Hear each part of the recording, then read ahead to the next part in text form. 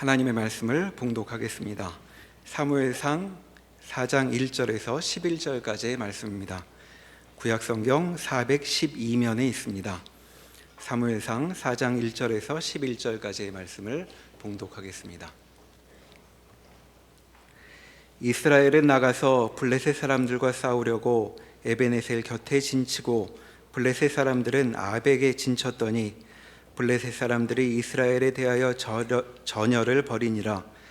그 둘이 싸우다가 이스라엘이 블레셋 사람들 앞에서 패하여 그들에게 전쟁에서 죽임을 당한 군사가 4,000명 가량이라. 백성이 진영으로 돌아오매 이스라엘 장로들이 이르되 여호와께서 어찌하여 우리에게 오늘 블레셋 사람들 앞에 패하게 하셨는고 여호와의 언약궤를 실로에서 우리에게로 가져다가 우리 중에 있게 하여 그것으로 우리를 우리 원수들의 손에서 구원하게 하자 하니, 이에 백성이 실로에 사람을 보내어 그룹 사이에 계신 만군의 여호와의 언약궤를 거기서 가져왔고 엘리의 두 아들 홈니와 비느하스는 하나님의 언약궤와 함께 거기에 있었더라. 여호와의 언약궤가 진영에 들어올 때에 온 이스라엘이 큰 소리로 외치매 땅이 울린지라. 블레셋 사람이 그 외치는 소리를 듣고 이르되 히브리 진영에서 큰 소리로 외침은 어찌 됨이냐 하다가 여호와의 궤가 진영에 들어온 줄을 깨달은지라. 블레셋 사람이 두려워하여 이르되 신이 진영에 이르렀도다 하고 또 이르되 우리에게 화로다. 전날에는 이런 일이 없었도다. 우리에게 화로다. 누가 우리를 이 능한 신들의 손에서 건지리요. 그들은 광야에서 여러 가지 재앙으로 애굽인을 친 신들이니라. 너희 블레셋 사람들아, 강하게 되며 대장부가 되라. 너희가 히브리 사람의 종이 되기를 그들이 너희의 종이 되었던 것 같이 되지 말고 대장부같이 되어 싸우라 하고 블레셋 사람들이 쳤더니 이스라엘이 패하여 각기 장막으로 도망하였고 살육이 심히 커서 이스라엘 보병에 엎드러진 자가 3만 명이었으며 하나님의 궤는 빼앗겼고 엘리의 두 아들 홈니와 비느하스는 죽임을 당하였더라. 아멘. 오늘 본문 말씀을 보면 이스라엘이 블레셋과 전쟁을 하기 위하여 각각 에베네셀과 아벡에 전선을 구축하고 결국 전쟁을 벌이게 됩니다. 이 전쟁에서 이스라엘 보병들은 4,000명가량이 죽임을 당하게 되고 패배하여서 뒤로 물러나게 됩니다. 이스라엘이 블레셋에 졌다라고 하는 이 패배의 소식을 들은 이스라엘 장로들은 이렇게 탄식을 합니다. 여호와께서 어찌하여 오늘 우리로 하여금 블레셋에 지게 하셨는고 라고 하는 겁니다. 그리고 이스라엘의 장로들의 결정은 실로에 있는 하나님의 언약궤를 가져다가 이 언약궤를 가지고 다시 전쟁에 참전하겠다라고 하는 겁니다. 이들의 결정 사항을 들여다보면 결국 언약궤가 없었기 때문에 우리가 전쟁에서 진 것이요, 이제 이 언약궤를 가지고 다시 전쟁을 하면 우리는 이길 수 있으리라 라고 하는 어떤 신념 같은 것이 그들에게 있었던 것으로 보여집니다. 그러면 저희가 이제 생각을 해보게 되죠. 이 언약궤를 가지고 전쟁에 참전하는 것이 과연 신앙적인가 라고 하는 겁니다. 아주 기본부터 한번 살펴보고 그 내용을 쫓아가 보도록 하겠습니다. 출애굽기 25장과 37장에 보면 성막에 관한 말씀이 나오고 언약궤를 제작하는 것에 관한 말씀이 나옵니다. 부살렐이 조각목을 가져다가 궤를 만들게 되고 그 궤의 덮개 위에는 두 그룹 천사가 마주오고 날개를 펴 있는 그러한 모양으로 만들게 됩니다. 겉에는 금으로 두르게 되고 또 양쪽에 궤를 끼워 넣을 수 있는 곳을 만들어서 제사장들이 이 언약궤를 어깨에 메고 진행해 나갈 수 있도록 그렇게 제작을 합니다. 그리고 하나님은 이 언약궤를 성막의 지성소 안에 두라는 명령을 주십니다. 한마디로 말하면 언약궤는 하나님 임재의 상징입니다.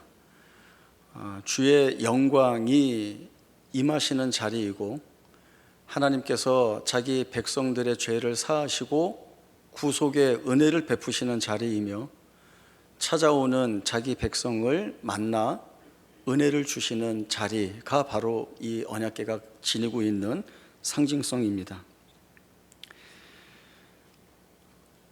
그런 의미에서 이스라엘 백성들은 이 언약궤를 가지고 어디에 머무를 때 또 어디를 향해 나아갈 때 어떻게 해야 되는가라고 하는 것을 다 정해 두었습니다.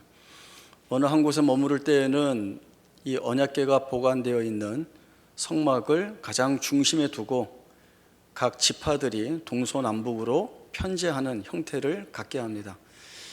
이러한 편제의 형태는 우리가 하나님을 지킨다 이런 의미가 아니라 우리 정중앙에 함께 하시는 이 하나님이 우리를 지키시고 보호하신다라고 하는 의미가 이 안에 담겨 있습니다. 또 어딘가를 행진해 나갈 때에는 맨 앞에 언약궤를 맨 제사장들이 선두에 서고 그 다음에 각 지파별로 그 뒤를 따르게 합니다. 이러한 편제의 이유는 하나님께서 우리 앞서 행하신다라고 하는 의미를 두고 있습니다. 그리하여 하나님이 우리의 나아갈 길을 인도하시고 또 앞서 행하시는 하나님이 우리를 대신하여 싸우시는 하나님이 되신다라고 하는 사실들이 이 안에 다 담겨 있는 겁니다.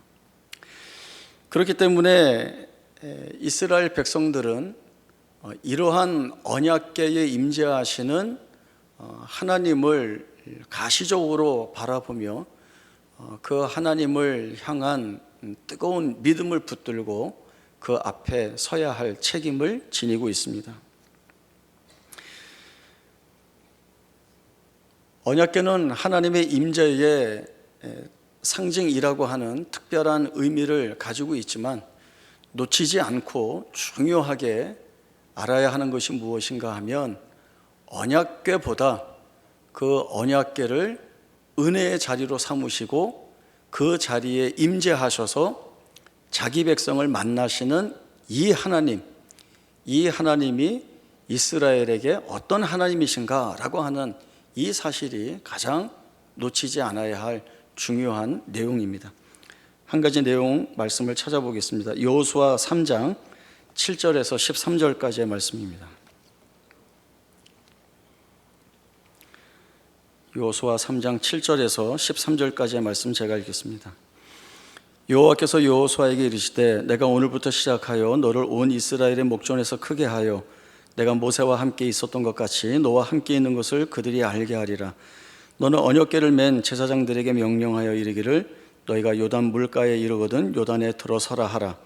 여호수아가 이스라엘 자손에게 이르되 이리 와서 너희의 하나님 여호와의 말씀을 들으라 하고 또 말하되 살아계신 하나님이 너희 가운데에 계시사 가나안 족속과 헷 족속과 히비 족속과 브리스 족속과 기르가스 족속과 아모리 족속과 여부수 족속을 너희 앞에서 반드시 쫓아내실 줄을 이곳으로서 너희가 알리라. 보라, 온 땅의 주의 언약궤가 너희 앞에서 요단을 건너가나니 이제 이스라엘 지파 중에서 각 지파에 한 사람씩 12명을 택하라. 온 땅의 주 여호와의 궤를 맨 제사장들의 발바닥이 요단물을 밟고 멈추면 요단물 곧 위에서부터 흘러내리던 물이 끊어지고 한 곳에 쌓여 서리라. 아멘. 이스라엘 백성들은 가나안 정복 전쟁을 해야 합니다. 그 전쟁의 시작은 요단 동편에서 가나안 그 요단강을 넘어 요단 서편에 들어서면서부터 시작이 되는 겁니다. 모든 일들이 그러하듯이 이 첫 시작이 아주 중요합니다. 하나님은 이 가나안 정복 전쟁을 너희가 잘 싸워서 이기는 전쟁, 너희가 이겨서 이방 족속들을 몰아내고 차지할 그러한 전쟁으로 삼길 원하고 계시지 않습니다. 하나님은 이스라엘 백성들에게 내가 이 땅을 너희에게 주기로 약속했다라고 하는 그 말씀을 주셨기 때문에 이 가나안 땅은 전적으로 하나님이 주셔서 차지하는 땅이 되어야 합니다. 그러기 위해서는 이스라엘 백성들이 칼과 창으로 하는 전쟁이 아니라 하나님이 우리를 위하여 싸우시는 그 전쟁에 믿음을 가지고 참전해야 한다라고 하는 사실을 이스라엘 백성들 스스로가 알고 있어야 하는 것입니다. 이 사실을 깨닫고 전쟁에 참전하기를 하나님이 원하고 계시는 것입니다. 이스라엘 백성들은 여호수아의 명령을 듣습니다. 여호수아를 통해 하나님이 주시는 명령입니다. 요단강을 건너야 하는데 이 당시에는 그 요단강의 물이 언덕까지 차고 넘쳐서 쉽게 건널 수 있는 형편은 안 되었습니다. 그럼에도 불구하고 하나님은 언약궤를 맨 제사장들이 그들의 발을 요단 물 가에 들어서라라고 하는 말씀을 주십니다. 여러분들이 언약궤를 맨 제사장이라고 한다면 그 철철 흘러넘치는 요단 강물을 보면서 어떤 생각이 들었습니까? 이거 건너면 요단강을 건너는 건가? 이제 이런 생각을 하든지, 아니면 여기를 어떻게 건너야 하나라고 하는 두려움이나 건널 수 있을까라고 하는 의심이 들 수도 있습니다.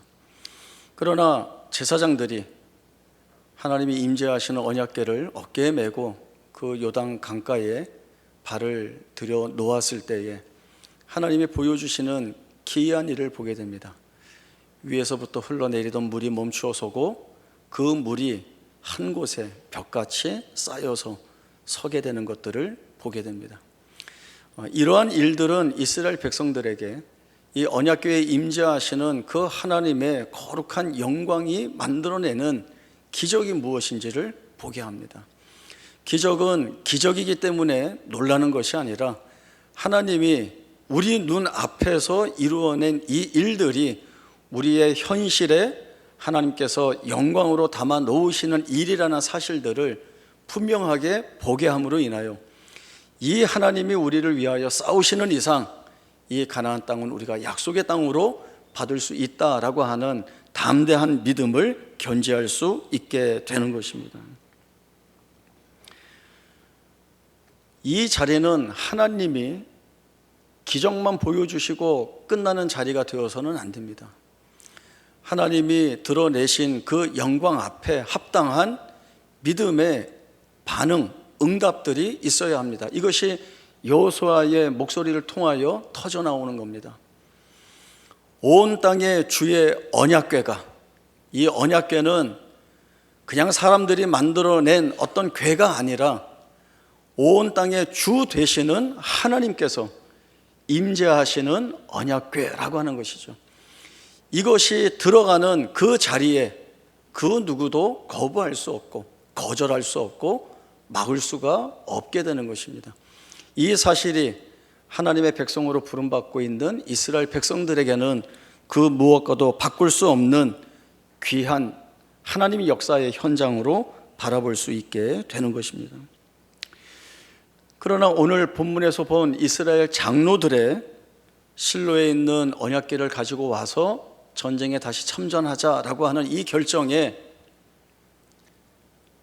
임재하신 하나님을 바라보는 마음이 있었는가? 그렇게 보이지 않습니다. 언약궤는 그저 승리를 보장하는 하나의 도구라고 생각하고 이 언약궤가 없어서 졌으니 이제는 이 언약궤를 통하여 승리를 이루자라고 하는 갈망밖에는 그들에게 남아있지 않았습니다.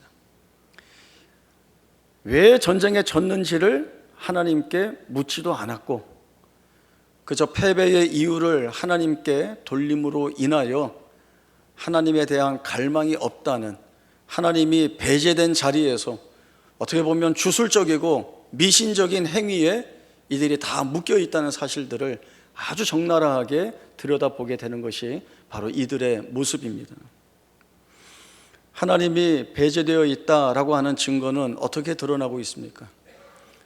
언약궤만 있으면 승리할 것이라고 하는 그 자신만만하게 참전했던 전쟁에서 이전보다 더욱더 큰 패배를 맛보게 됩니다.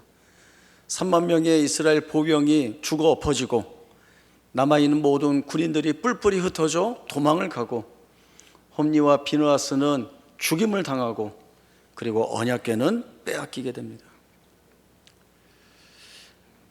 하나님을 살아계신 하나님으로 온전히 마주보지 못하는 그들의 타락 속에 얼마나 무서운 심판이 임하고 있는지를 여실히 보여주고 있습니다. 이러한 사건들을 통하여서 하나님이 어떤 하나님으로 우리를 만나고 싶어 하시는지, 그리고 우리는 어떤 결단과 마음을 가지고 이 하나님 앞에 서야 하는지를 깨닫고 돌아봐야 하는데, 이스라엘의 역사를 보면 이 실패는 여전히 반복되어 나옵니다. 하나의 예를 통하여서 더 살펴보겠습니다. 예레미야 34장 17절에서 22절까지의 말씀입니다. 예레미야 34장 17절에서 22절까지의 말씀 제가 읽겠습니다. 그러므로 여호와께서 이와 같이 말씀하시니라. 너희가 나에게 순종하지 아니하고 각기 형제와 이웃에게 자유를 선포하는 것을 실행하지 아니하였은즉 내가 너희를 대적하여 칼과 전염병과 기근에게 자유를 주리라. 여호와의 말씀이니라. 내가 너희를 세계 여러 나라 가운데에 흩어지게 할 것이며 송아지를 둘로 쪼개고 그 두 조각 사이로 지나매 내 앞에 언약을 맺었으나 그 말을 실행하지 아니하여 내 계약을 어긴 그들을 곧 송아지 두 조각 사이로 지난 유다 고관들과 예루살렘 고관들과 내시들과 제사장들과 이 땅 모든 백성을 내가 그들의 원수의 손과 그들의 생명을 찾는 자의 손에 넘기리니 그들의 시체가 공중의 새와 땅의 짐승의 먹이가 될 것이며 또 내가 유다의 시드기야 왕과 그의 고관들을 그의 원수의 손과 그의 생명을 찾는 자의 손과 너희에게서 떠나간 바벨론 왕의 군대의 손에 넘기리라. 여호와의 말씀이니라. 보라, 내가 그들에게 명령하여 이 성읍에 다시 오게 하리니 그들이 이 성을 쳐서 빼앗아 불사를 것이라. 내가 유다의 성읍들을 주님이 없어 처참한 황무지가 되게 하리라. 시드기야 왕은 백성들과 함께 하나님 앞에 하나의 약속을 하고 있습니다. 하나님과 언약을 맺고 있는데 그 언약의 내용은 히브리 남녀 노비를 놓아 자유롭게 해주는 것입니다. 사실 이 말씀은 하나님께서 오래전부터 이스라엘 백성들에게 순종하여야 할 가장 중요한 내용으로 주신 말씀 중에 하나입니다. 그러나 여지까지 그 말씀에 순종하지 못해 왔습니다.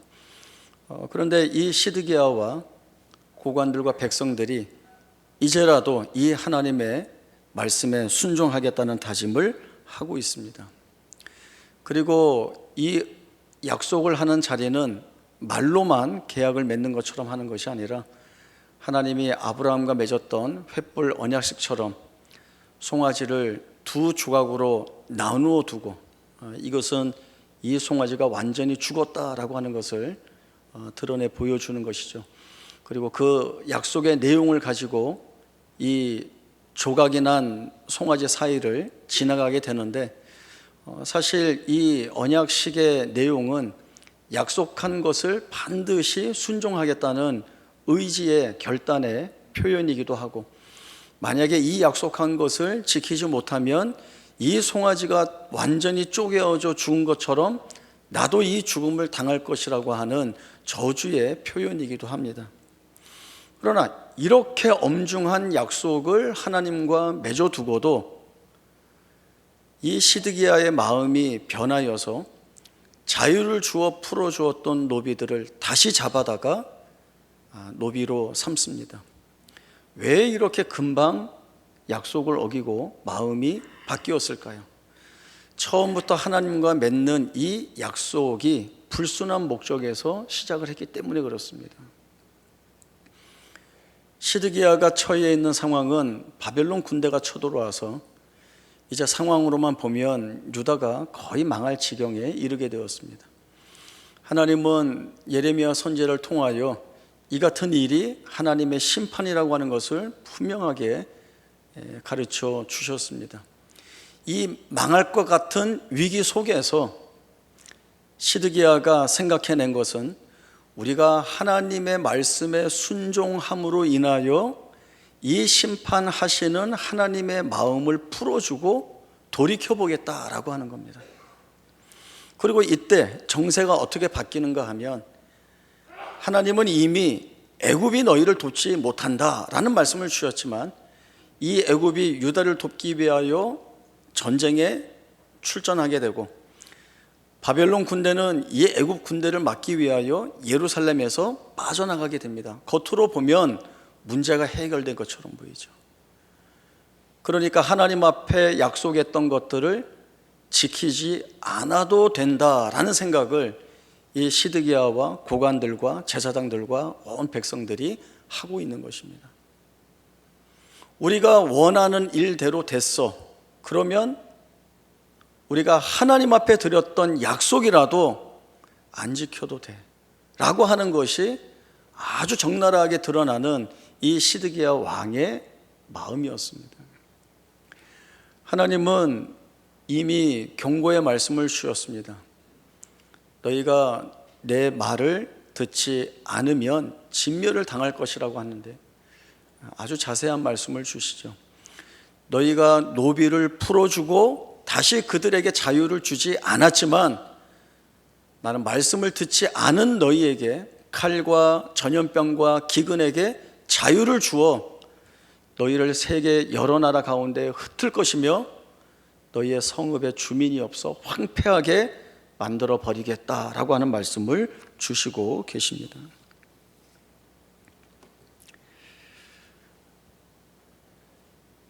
이스라엘 장로들이 언약궤를 대하는 모습이나, 또 시드기야가 아주 철저한 모습으로 순종할 것처럼 언약식을 한 이 모습 속에서 공통되는 내용들은 무엇입니까?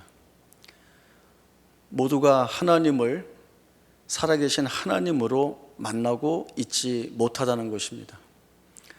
자신들을 위하여 오랫동안 은혜 가운데 인도하시고 이끌어 오신 하나님, 아브라함과 이삭과 야곱의 하나님이 이스라엘을 내 백성이라 부르시고 나는 이 이스라엘의 하나님이 되리라 말씀해 주신 이 하나님을 이스라엘의 하나님으로 만나고 있지 못하고 있는 것이죠.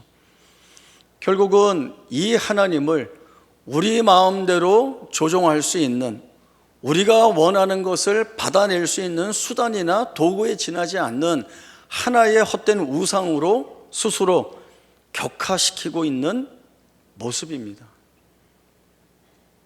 그 하나님 앞에 믿음을 가지고 나오기를 명령하시는 하나님의 명령을 다 망각하고 그저 자신들의 안위와 평안과 소원만이 이 모든 것들을 이끄는 가장 중심적인 내용이 되고 있습니다. 하나님은 마찬가지로 철저히 배제되어 있는 거죠. 사무엘상 저자는 이스라엘에게 있어서 수치스러운, 또 언약궤를 빼앗기는 이 치욕스러운 역사를 아주 상세하게 기록을 하고 있습니다. 그러면 이러한 기록을 하는 이유가 무엇입니까? 언약궤를 빼앗기고 전쟁에서 지고, 그리고 이 모든 일들이 영광이 이스라엘에게서 떠나갔다라고 하는 것으로 귀결되는 것처럼 보입니다. 하나님이 말씀하신 심판이 하나도 어그러지지 않고 다 시행이 되었습니다. 그러면 이 사무엘상 저자는 하나님은 심판하시는 하나님이 너희는 두려움으로 그 앞에 서라 라고 말하는 것이 목적이어서 이 기록을 두고 있는가? 그렇지 않습니다. 하나님이 심판을 드러내 보여주시는 것은 죄가 무엇인지를 보게 하시고 이 죄를 끊어내고 심판의 자리가 아니라 하나님을 찾아 배움는 은혜의 자리로 나오라고 하는 강력한 메시지를 전해주시는 것입니다.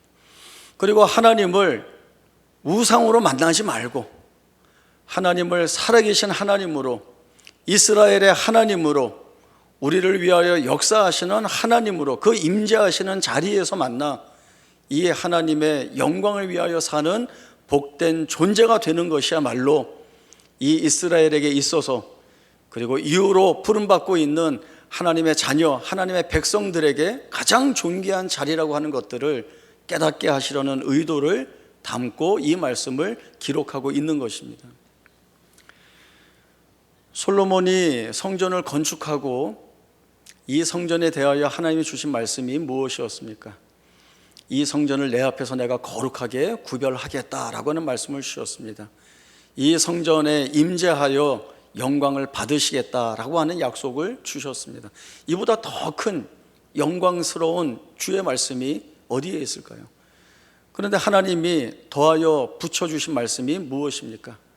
그러나 너희가 내 말에 불순종하면, 내 마음에 합한 다윗이 행한 것처럼 너희가 따르지 않으면 내가 거룩하게 구별한 이 전이라도 내 앞에서 던져버리겠다라고 하는 겁니다. 높고 웅장하고 화려한 장식으로 치장한 성전이라 할지라도 하나님보다 그 건물을 더 귀하게 여긴다고 한다면 하나님은 그 성전에 임재하시지 않습니다. 아무리 볼품없고 작고 초라한 자리라고 할지라도 하나님 그 회막에 임재하시지 않았습니까? 하나님이 임재하시는 자리는 우리의 눈에 어떠한 모양으로 보인다 할지라도 그 자리는 가장 존귀하고 영광스러운 자리임을 알아야 합니다. 그것이 하나님을 어떤 자리에서 우리가 만나야 하는가라고 하는 사실들을 우리에게 아주 분명하게 가르쳐 줍니다. 하나님이 원하시는 것이 무엇일까요? 우리에게 바라시는 것이 무엇일까요? 나 심판하는 하나님이야, 두려워해, 추앙하라, 이걸 하나님 원하시는 거 아닙니다. 내가 너희를 향하여 가지고 있는 이 영광스러운 목적을 이루도록 너희가 내 앞으로 나오는 것, 나와서 내 말을 듣고 내 말이 복인 것을 알고 이 복에 순종하여 하나님의 백성으로서의 그 복된 지위를 마음껏 누리라고 하는 것이 하나님이 우리에 대하여 가지고 계시는 원함입니다.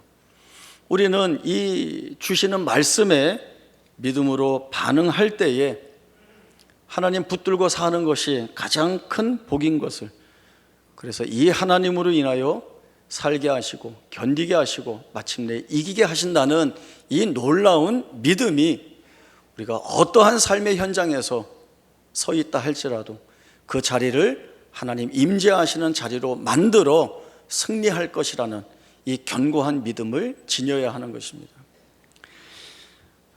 지금 파리올림픽 기간 중인데 우리나라를 대표하는 선수들이 아주 열심히 시합에 임하고 있습니다.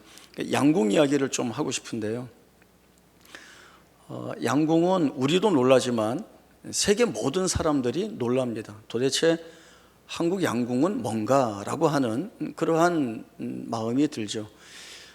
여자 단체 양궁은 이번에 금메달 따면서 10연패를 했습니다. 올림픽 시간으로 보면 40년 동안 1등입니다.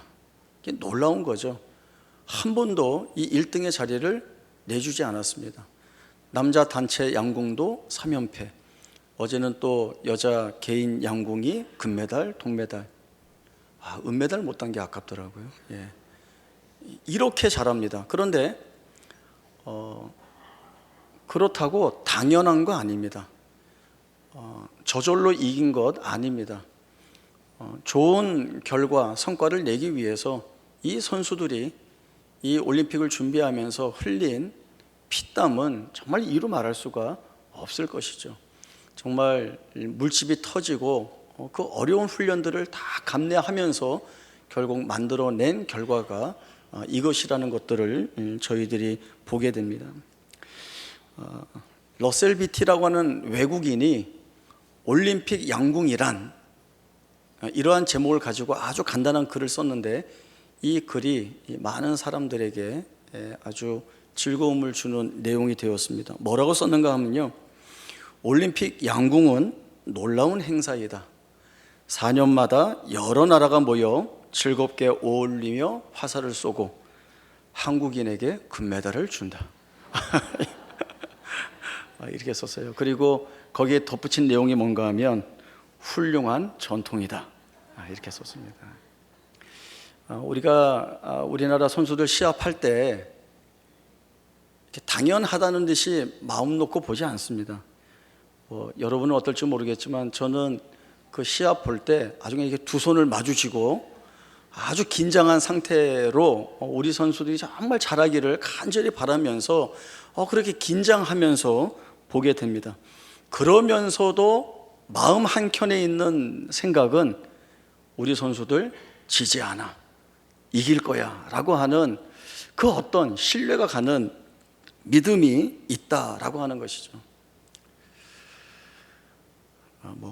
이렇게 얘기하기엔 뭐하지만 양궁에도 우리가 이 신뢰와 믿음을 갖고 있는데, 하나님이 우리의 삶에 찾아오셔서 이루신 일들이 무엇인지를 우리가 이미 풍성하게 많은 확인과 그리고 경험을 가지고 있는데, 우리가 이 하나님을 우상으로 만나야겠습니까? 그냥 내 말 잘 들어주는 하나님, 내가 원하는 것 그 필요한 때에 주시는 하나님, 그래서 내가 무탈하고 안녕하고 별 어려움 없이 살게 해주시면 그것이 최고인 하나님, 겨우 이 정도로만 만나는 하나님이어야겠습니까? 그렇지 않습니다. 하나님은 온 우주의 주가 되시고 여호수아와 이스라엘 백성들의 고백처럼 온 땅의 주이십니다. 만물의 주인이 되시고, 특별히 우리의 생애에 목적을 가지고 찾아오셔서 우리를 영광스러운 존재로 삼으시고 하나님이 목적하신 일들을 반드시 이루어내시기 위하여 지금도 살아계신 하나님으로서 우리의 삶에 개입하고 계십니다. 그 하나님이라고 한다면 듣지도 못하고 말도 하지 못하고 무엇을 해줄 수 없는 우상으로가 아니라 가장 인격적인 자리에서 내 모든 것들을 하나님 앞에 드러내고 내려놓고 그 하나님이 주시는 세미한 음성에 귀를 기울이고, 그리고 그 말씀에 순종하여 사는 것이 우리에게 가장 큰 복이요 은혜라는 이 믿음 있는 고백을 가질 때에 하나님은 얼마나 기뻐하실지, 그리고 그러한 우리의 생애를 드높여 얼마나 복되게 하실지 모르겠습니다. 히브리서 4장 16절 말씀을 보면 우리가 긍휼하심을 받고 때를 따라 돕는 은혜를 얻기 위하여 은혜의 보좌 앞으로 담대히 나아갈 것이라 했습니다. 하나님이 이 은혜의 보좌 앞에 담대히 나오는 길을 우리에게 열어두고 계시는 것입니다. 우리는 우리의 삶의 어느 정황, 어느 자리에서나 이 임재하시는 영광의 하나님을 만나 배울 수 있습니다. 그러니 하나님이 우리에게 주시는 말씀처럼 이 하나님을 영광의 주로 고백하고 그 영광된 백성으로 살리라는 다짐이 하나님 앞에 올려드리는 거룩한 산 제사가 되는 것입니다. 이러한 우리를 하나님 드높이실 겁니다. 어떤 자리에서든 승리하게 하셔서 하나님으로 인하여 사는 인생이 얼마나 복된지를 우리의 삶으로 하나님이 세상 앞에 당당하게 증언해 내실 것입니다. 그 일에 귀하게 쓰임받는 저와 여러분의 생애가 되기를 간절히 바랍니다. 기도하겠습니다.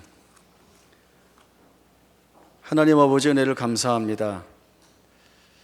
이스라엘 장로들과 그 백성들은 하나님을 우상으로 격하하고 그 우상이 주는 것에 만족하는 것처럼 보였습니다. 그러나 우리는 하나님을 그렇게 만날 수 없습니다. 하나님은 살아계신 하나님이시며 만물의 주인이시며 만유의 주 되십니다. 말씀으로 세상을 창조하신 하나님이시기에 이 하나님이 우리에게 임재하셔서 영광을 만들어내시는 것이 우리에게 가장 큰 복이요 은혜임을 이 시간 고백합니다. 영광의 목적을 가지고 찾아오시는 하나님께서 우리를 붙드시니 우리는 두려워할 것이 없습니다. 두려워하지 않고 담대히 일어나 은혜의 보좌 앞에 나아가 주의 영광을 찬송하는 복된 인생이 되게 하여 주옵소서. 지금은 우리 주 예수 그리스도의 은혜와 하나님 아버지의 크신 사랑과 성령 하나님의 충만하신 역사하심이 주의 은혜의 보좌 앞에 담대히 나아가 주의 영광된 존재로서 하나님의 영광의 찬송으로 살아내기로 다짐하는 주의 사랑을 입은 성도들 머리 위에 영원토록 함께 있을지어다. 아멘.